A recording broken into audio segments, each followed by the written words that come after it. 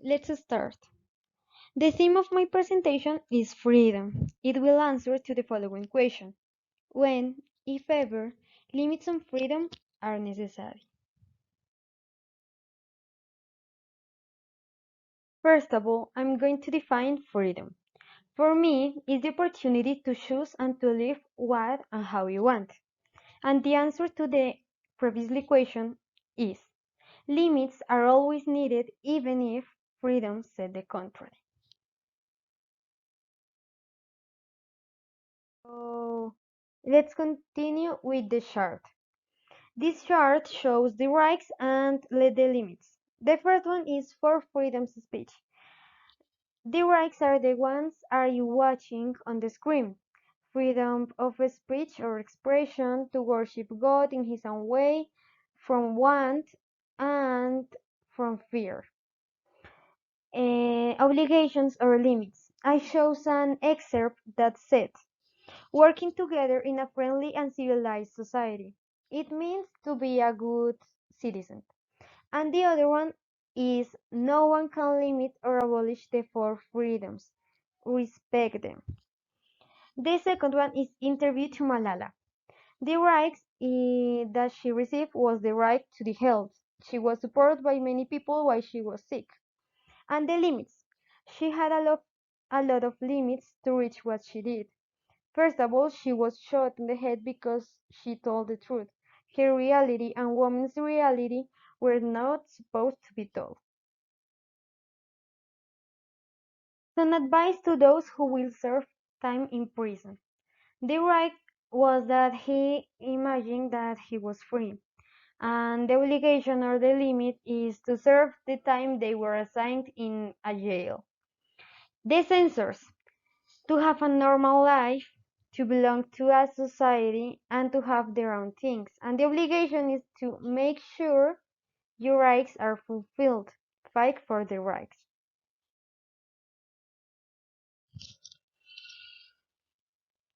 How freedom is always in danger.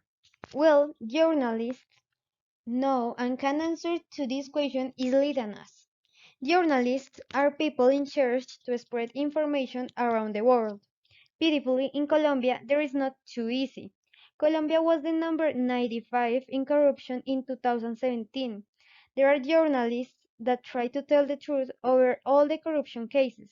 Most of the time that this happens, journalists have been hurt or killed by some people that don't want to tell the truth. These graphics are showing the places with the highest aggression to journalists with more victims. And the other one is showing the type of aggressors that don't want to spread information or are against their work and hurt. This slide shows the causes of oppression in freedom. It means why people hurt and kill journalists. Corruption, prisons to keep journalists quiet, to hide homicides, or just stubbornness. There are two famous examples that could have been prevented if limits were applied. There were three Ecuadorian men that came to the south of Colombia to film something. They were kidnapped by the Guacho, one of the members of Las FARC, and they were killed.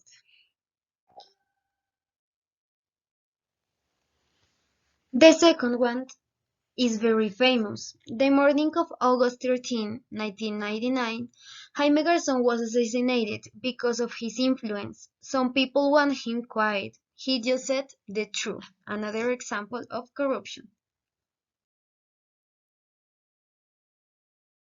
Now I'm going to show three events that could have another ending if they had applied a limit.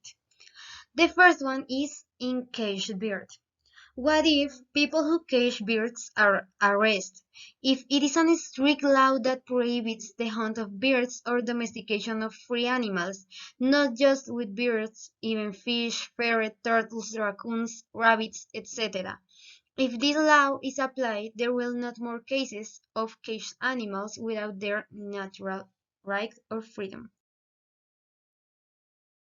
The second one is in speech at the United Nations.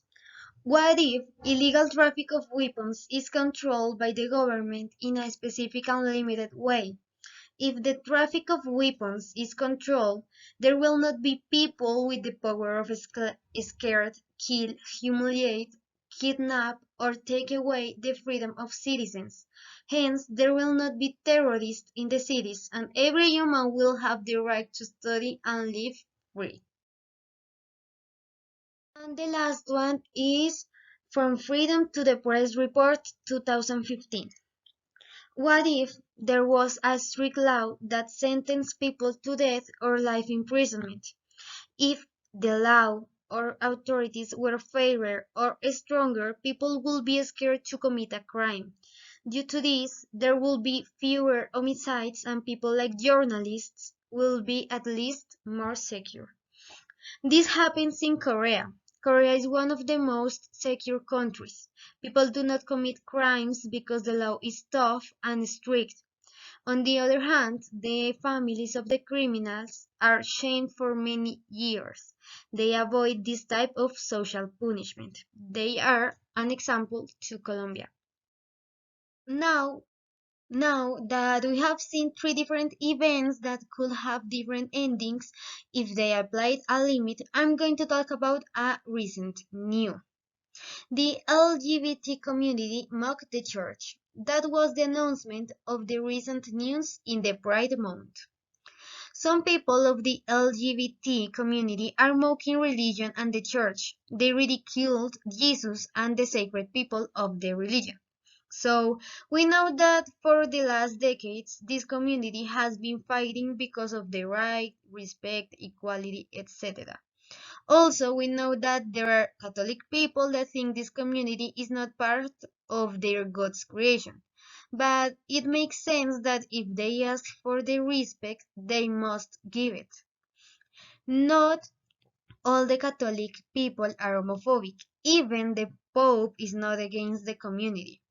It is a small group of people that belongs to the Catholic religion and are homophobic, even if there are many homophobic people.